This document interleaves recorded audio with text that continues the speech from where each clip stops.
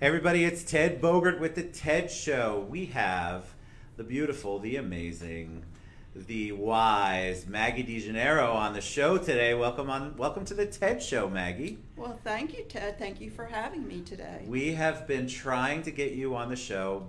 By we, I mean it's the royal we. It's me. I've been trying to get you on the show because I know that you, when you are especially on social media, you're very wise, and of course, you're very wise in general, and I just knew you had a great story, and you're going to share some of that story today, some of that journey, and you came up with the title, Believe in Yourself, and I love that topic because I think we are lacking that so much in our youth, really in general, and so welcome to the show. Thank you. All right, so give us a little background. It's always good for them to know a little bit about you, where you're from, how you got to where you're at, maybe what you do. Mainly because once they hear your story, it's good for them to kind of know, oh, I get it. I see where Maggie's coming from now. So give them a little background, if you wouldn't mind. Okay. Well, Maggie DeGennaro. I've been a resident of Central Florida for about 51 years now. Came here as a really young girl. Wow, 51 years. The amount of change you must have seen is insane. I came down here to your studio today, and I could hardly believe, because when I first came, there was still a Woolworths downtown. Woolworths, yes, Woolworths. So it's been amazing. I am a mother, a wife, grandmother to 7, a great-grandmother to 1. That's amazing you're a great-grandmother. You look insanely good. Well, thank you. It's all the good living. Yeah, I guess. But, you know, Central Florida has been my home, and I'm a real estate professional now, so that's what I do in my spare time. And how long have you been doing that? 15 years now, going on my 16th. What got you into being, because real estate is entrepreneurial, which is kind of our theme we talk about a lot. What got you into real estate? Why was real estate attractive to you? Well, Ted, I'm going to be honest with you. I got to a certain age group, and in the field that I was in with the IBMs and the computer associates, it was layoff time every time I turned around. Oh, so you were in the tech side. Yeah, I did not know that. 35 years. I came downtown to downtown Orlando or to the Maitland Center. And it got to the point I got tired of the layoff, and when they had cutbacks, it always hurt me. And I said, you know, I've been in this area a long time. There's another way for me to make an income and not have to worry about driving I-4 or getting into the Maitland Center. So my son had said to me, you know, Mom, I think you'd be really great in real estate. Why don't you do it? And I said, okay, I'll see. So I wonder what his thought process was. Is it because you're just so natural with people, and real estate really is a people business? Yeah, I think so. And I think he got tired of hearing me say I can't take another layoff.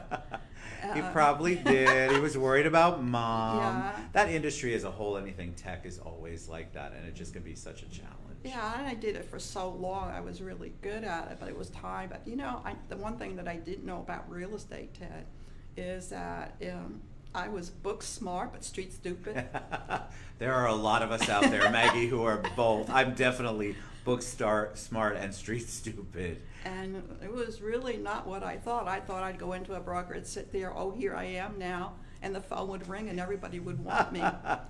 I think a lot of people who start in any business, they think, okay, I've got a gift, I'm here. Hey world, I'm here. And all of a sudden the phone's gonna ring, you're gonna make $1 million in your first month. And I think it's such an eye-opener when that doesn't exactly happen. Well, it didn't exactly happen that way, Ted, and it still hasn't happened that way, but I pursue and continue on my merry way. I love real estate, so it's all good for me. Why do you love it? What about it do you love? I love the challenge. I like the feel-good that I get, the belief that I have in myself, that I know that myself and my customer, we're going to make it. Because some deals, transactions are very difficult. I think when you're a business owner, which you are, right? You're an independent contractor, so I feel like all real estate people are entrepreneurs in some way, shape, or form. There's not a lot of order taking. You really have to know your customer, know your business. You're the business, you're the face, you're the name, you're the ambassador. And so you have to know all things, and you have to be almost all things to all people. It's a crazy world that we live in. Well, sometimes you become Dr. Phil too. You're like a bartender, but for transactions, right? Right. People have to come because they're sharing with you. First, it's usually the biggest purchase or sale in your entire life. They're sharing with you their innermost stuff, their credit, their family history. I mean, there's so much that goes in to a transaction, and they have to be able to trust you. And that trust is a big word. It is a big word, and I think it's sometimes a challenge to find in any industry, and it's also because we're naturally untrustworthy people sometimes when it comes to business, and so you have to find that right mix. So when you're looking for a client, and I'm talking to entrepreneurs in general, have you ever fired a client before? Have you ever said, I can't do this? Have you taught them, okay, this is the way we do it, it's either you do it my way or you do it the highway? What's your approach when you've got a challenging situation? Well, about 2 years ago, I had to fire my first client, and that was hard. I was in business, I guess, 14 years. But it was like I was getting a phone call at 7 o'clock every morning to go out and see property, and it was like their day. Right. And eventually, after 6 months, and 6 months is a long time, I had to say, no, we can't do this anymore. I like you, you're wonderful people, but you really need to work with somebody else. But was that empowering? Did it feel good? well, it was sad in one respect because I really liked the people and I wanted to help them.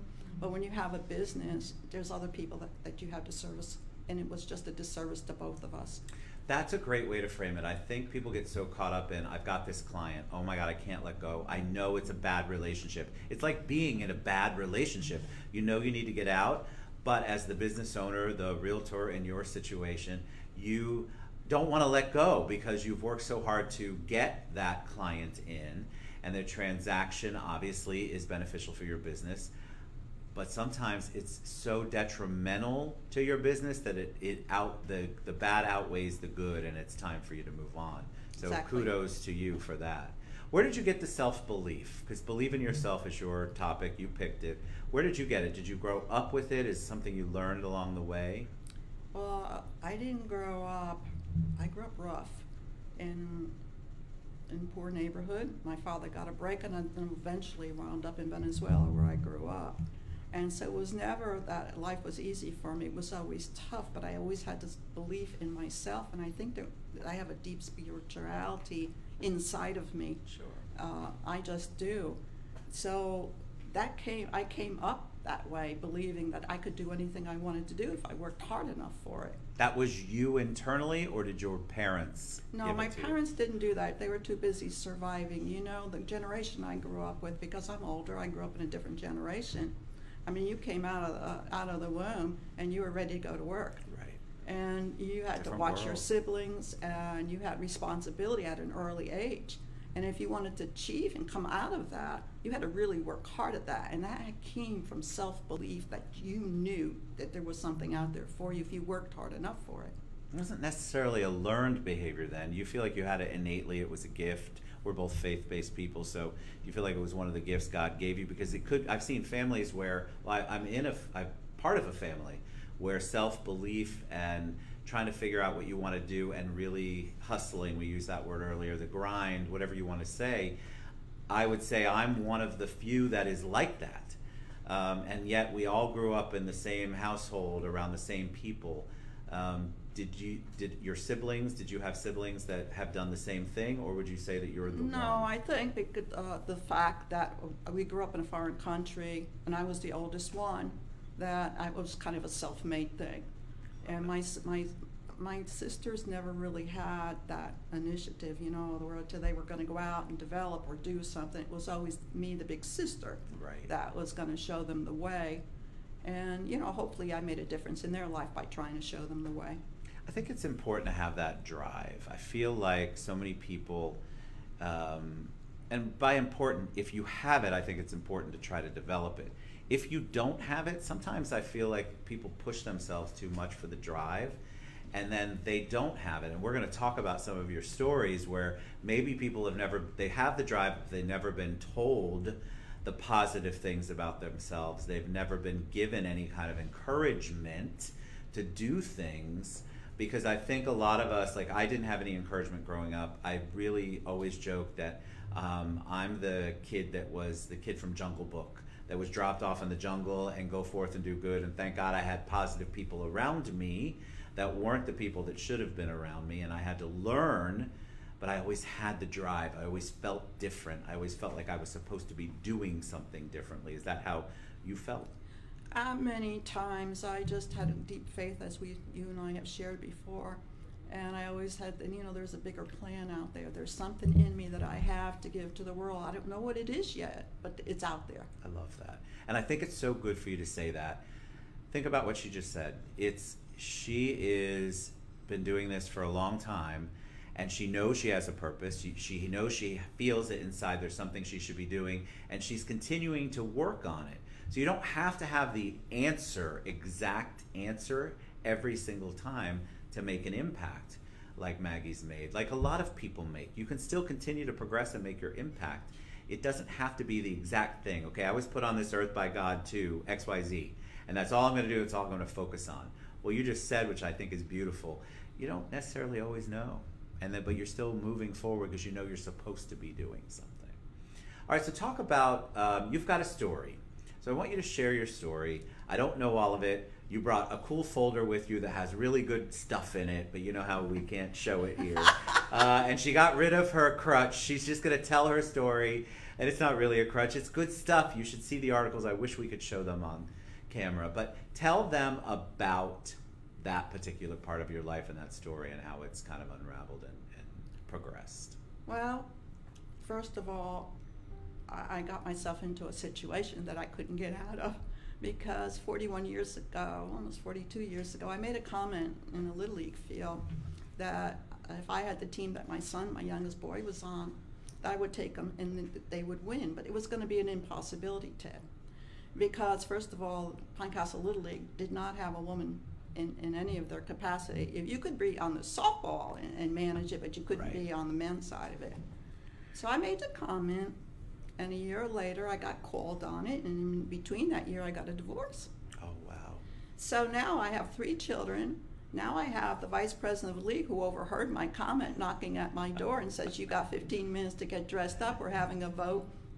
The kids don't have a coach and a manager, and you said you could do it. I'm calling you on it. Get ready. Let's go. Wow. What was going through your mind at that point? I was about ready to lose my mind because I still had my pajamas on when he knocked at my front door. And I said, what did I do? Just what did I do to myself? What did I say? And so I showed up at the league, walked into the room as the only woman, and all these men looking at me like, what in the world? Please get out of here. Remember, that's only 41 years ago, guys, and what she's talking about still exists on some level around us. But wow, that must have been a crazy thing to walk into. Yeah, that. I was scared half to death. I got in by 1 vote, and they all just joked. I was the joke. So, but I didn't turn out to be the joke. So tell us about, what position were you in? Were you coach, manager, both? I was the manager. I had to find 2 males on the team to help me because I knew nothing about baseball. I couldn't throw, I couldn't do anything. I couldn't bat or whatever. I don't know how I got myself into this. Looking back, do you think that was a God thing that came out of your mouth? Do you feel like, or was that just you aggravated at the time? I mean, obviously there's a reason it happened. I don't know the reason. I will never know the reason. God knows the reason, but I don't. Because at the time I was so ticked off at what was happening to these children on the field. They were so demoralized. And my son was on that team. And I would watch him come home and I go, this is not right. Okay, I can't bat, I can't pitch, but I got something. Right. And the something I had was the ability to take these 14 young boys and turn them into winners. Now, if you think that was easy, because I was a joke. Everybody thought I was a joke. Well, sure, they thought, oh, the little lady's going to take over. I can't even imagine the conversations. Oh, it was brutal. Terrible. Long story short, we lost our first game. And of course, everybody was applauding because it was great. Another thing, let me go back to that. My parents could not, either they dropped their kids off, and if they intended to stay at the game, it was about the game and about their children. It wasn't about them. So if they had anger problems, they needed to go home, because I wasn't going to have that, because that infuriated me. How did you set the boundaries? Because you're coming in, first of all, you're challenged as a woman. Yeah. And then you're the person now that is going to set the boundaries of what's acceptable and what's not. Foundations are our theme this week. You set the foundation. Maggie says this, and this is how it's going to be. And you either like it, and if you don't adhere to it, you got to get out of Dodge. You got to go. Yeah. So long story short, I set the rules with that. I never had a problem that we lost our first game. Our second game we won and nobody would shake our hands. We stayed out there until they did. I did not make friends on that field. Good for you. And we stayed out there. Some of the kids came, some didn't, but we didn't move till they did. Long story short, we never lost another ball game. Really? So yeah, we cupped it. Think about it. You didn't know the technical side of baseball, but you had that spirit, that thing we're talking about, something in you. And that's what I tell a lot of people. You can't make what you have up your gift. The rest of it can be trained. If you have just the other side of it and don't have what Maggie has, then that's more difficult, I think. If you've got the technical side and can tell me what an RBI is or whatever, I played baseball for a couple of years, you can tell me a little bit about it, that's one thing, but that does not make you a coach or a manager or an influencer on the team. So you won. You won all the games. Yeah, we won all the games from that the 8 and 9-year-old division. Then we went on to take the whole thing. We got to play other teams, and we took the whole division. Is that what the newspaper article? Are you the lady in the dark hair? I didn't know. My father called me up, and he says, you better go to get the newspaper because you're in it. I said, you're kidding me, Dad. He says, no, you better go get it. And the title was the La Petite Dodgers won the game for the lady. For the lady, yeah, still on the lady, but yeah. Okay, so you'll take that, right? I mean, at least they won, and they called you a lady, so who knows what they could have. But what a powerful thing back then. Were the kids just beyond themselves for excitement? Yeah, because you remember when we started out on this mission, everybody made fun of us, and they made fun of those kids because I had a female manager. So for those kids to go from that point to have an article that their parents did, because I had no idea this was going to be in a newspaper, and say we win the game for the lady, is empowering. And the fact that I could make a positive contribution to these 14 young men, which I wonder where they are today, and I wonder if that experience didn't empower them today. How could it not have changed their lives? I was blessed enough to have people around me, coaches, positive influences, that I still to this day have very clear memories of specific things that I remember they did or said that changed me.